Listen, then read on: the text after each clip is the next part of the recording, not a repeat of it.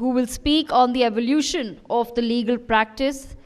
I would now like to request Mr. Ajay Verma, Senior Advocate, to join us on stage. Moderating this session is Mr. Rishabh Gulati, Editor-in-Chief of NewsX.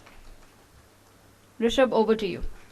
Thank you, Ajay ji. Thank you. I know you've also had a busy evening, so you've taken out time and joined us for the penultimate session, which is always the most difficult one because people are worn out from the day. But the irony is in the life of physicality. For us in television, this is right in the middle of prime time.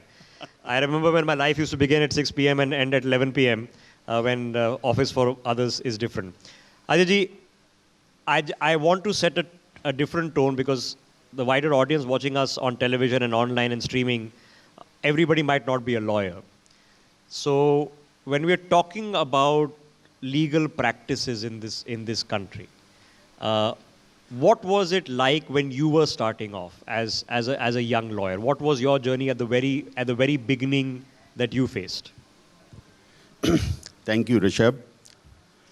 When I started off as a lawyer here in India, the lawyers were generally categorized in two broad categories: a civil lawyer and a criminal lawyer. कि फौजदारी वकील है या दूसरा वकील है. And one was identified in those two categories, and within that, you did whatever came your way.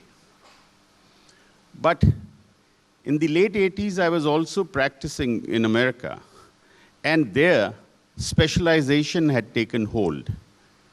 And what's happening in India now is that that kind of specialization is now coming here.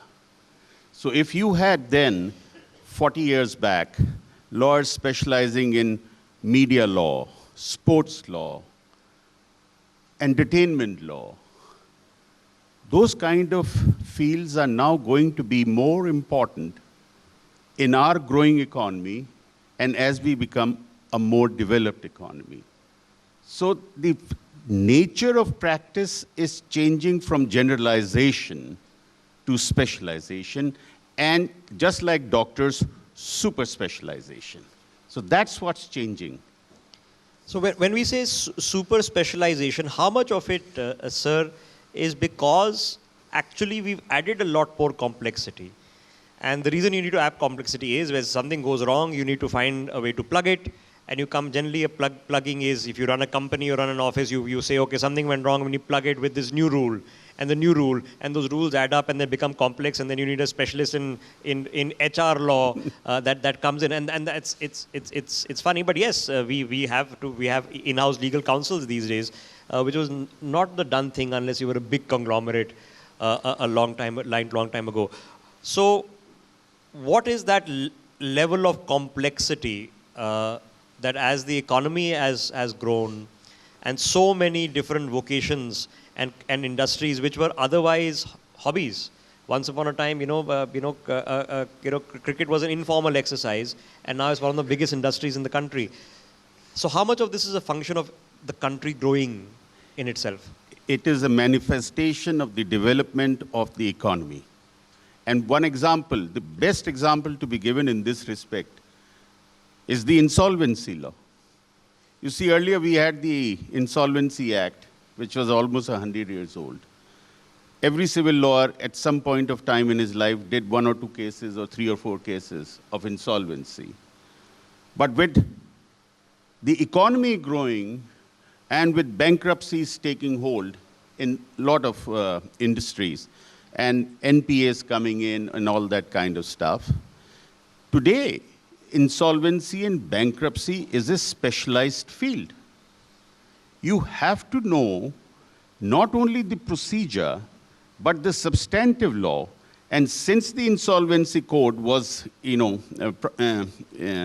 brought in about 6 years back, there have been so many amendments, like the Income Tax Act. So you have to be a specialist to know what is going on. And this is all because of the growth of the economy. Okay. In terms of the logic of, I have now done my LLB. Now, do I go to Tisazari and put my table down, okay, and my typewriter and wait for people to show up am I being too filmy in that description? Yes, it but seems. but might have been. I join a law firm, or I go to a judge and become a clerk and gain a lot of experience, because you say, the reason you say practicing is because you're gaining experience for the rest of your life. To now law firms in which there are hundreds of lawyers and hundreds of partners, thousands of lawyers. They are across continents, across cities. Branding of law firm has as much weight as lawyers. You've just heard Dr. Singhvi. We hosted the Ram Jethmalani Memorial. And these were the doyens, that these people are coming, and the janta is gathering outside to hear them. Now the law firms themselves, this is a big law firm and has a lot of weight, credibility. So like I said, branding has become a great exercise. How has this practice changed as you've seen it over the past 2-3 decades? You see, if you look at it, primarily it was, do you want to be a practicing lawyer or you want to be an in-house lawyer? That used to be a choice. Even in a practicing lawyer, the choice was, do you want to be a litigator or do you want to be a corporate lawyer? And corporate lawyer and in-house lawyers were primarily on the same field. What is changing now is that in litigation itself, you have to be a specialist. You have to be a specialist. You have to decide which forum you want to be in, which court you have to be in. When you start off, you can't be, beggars can't be choosers. You take whatever you can. But gradually, you acquire the skill set of a field where you will be known, where you have core competence. Whether that is in private practice, whether that is with a law firm, whether that is in a corporate setup, you have to develop a core competence. Some field, you have to carve a niche for yourself. Otherwise, generalists, you'll be there, there'll be work, but then you'll be just part of the milieu. Okay, what about the dependence? And I was having a conversation, and you were listening in with Nalin Kohli, and we were discussing, look, digitization, simplification, ease of living, and rules and regulations are a large part of that. If you are creating a form to join an organization, you need to ask, why do I need to have a complicated form? Why do I need to know your grandfather's name and history and have 3 copies of your passport size photograph? You're just adding complexity, because complexity somehow has added more formality in the past. But a lot of legal work, not at the highest levels, not when you're a senior advocate, but I'm sure for a lot of people who work with you, work under you, work in firms, is procedural. It's about making sure the right things get filed in the right place at the right time, that with the right nomenclature, with the right commas and the I's and T's.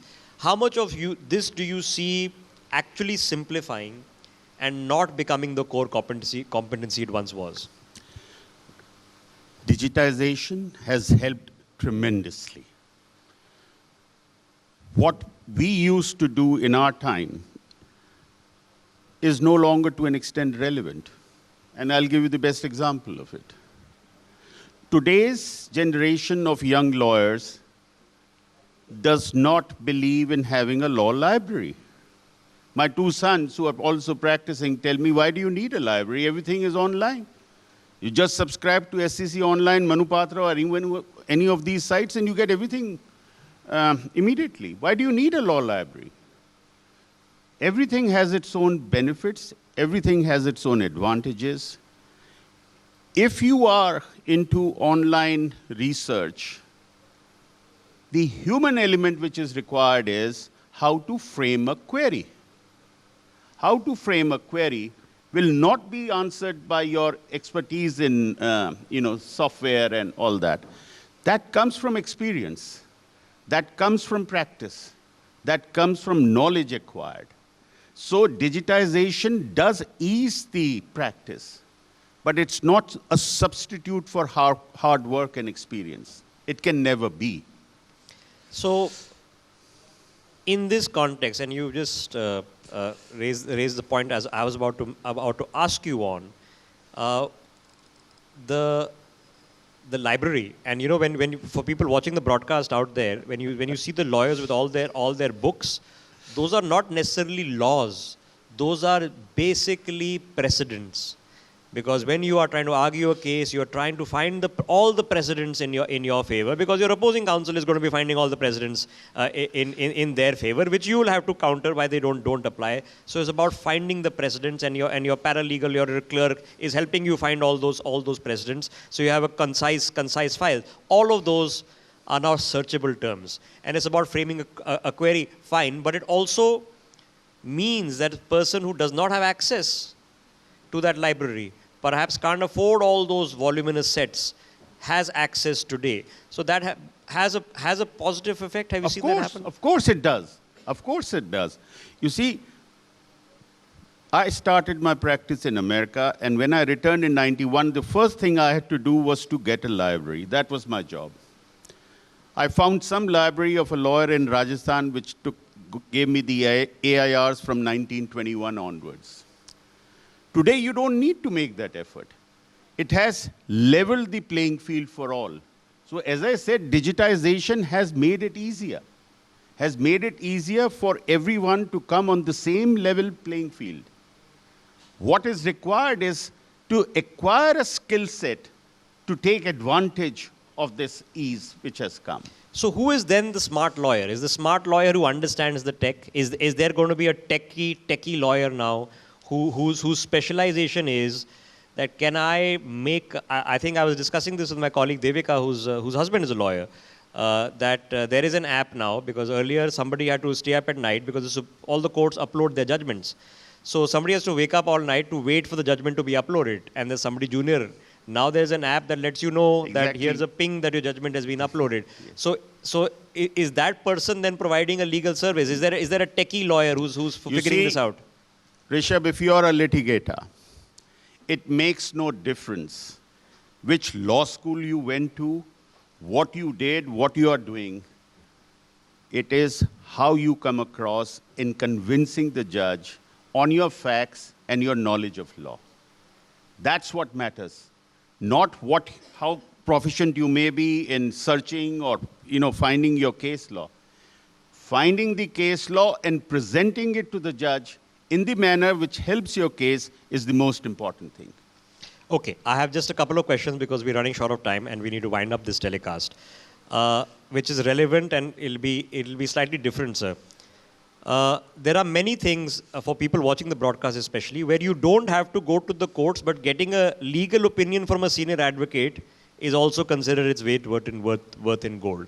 So therefore the credibility, sir, the gravitas of not just those who sit in court who are judges, but senior advocates and advocates on record who've gone through a process which is sometimes decades long, some exams are involved in some cases that need to be given, and the weight of their writing on paper, which comes from experience and gravitas, how relevant is that still for people aspiring in that direction?